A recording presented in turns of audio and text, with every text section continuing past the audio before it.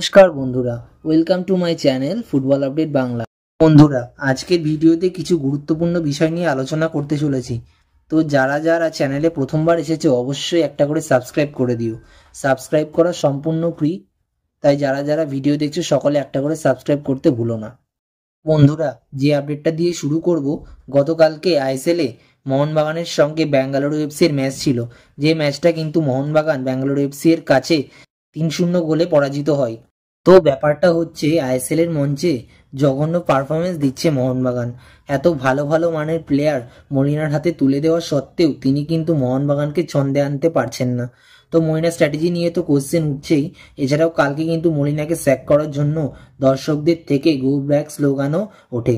তো গো black slogan ওঠারই কথা, যে ধরনের পারফরমেন্স দিচ্ছে মোহনবাগান। তো সব মিলিয়ে কালকে কিন্তু মোহনবাগান 3-0 গোলে ম্যাচটি হেরে যায়, যেখানে কিন্তু ডিমিয়ের মতো তারকা প্লেয়াররা কার্যত খেলা ভুলে গেছে মলিনার আন্ডারে বলা চলে।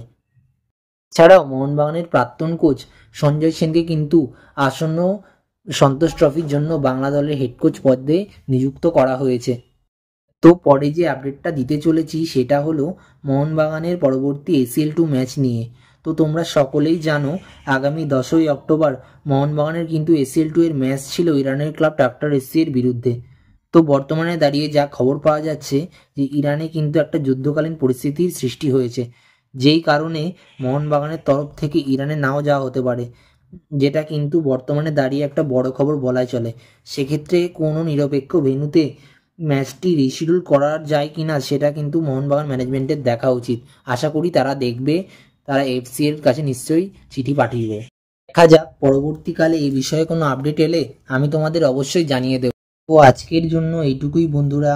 ভিডিওটি ভালো লাগলে অবশ্যই লাইক করো, শেয়ার করো। আমার চ্যানেলে প্রথমবার এসে থাকলে চ্যানেলটি সাবস্ক্রাইব করো, আর কমেন্ট করে জানাও ভিডিওটি কেমন লাগলো। ধন্যবাদ।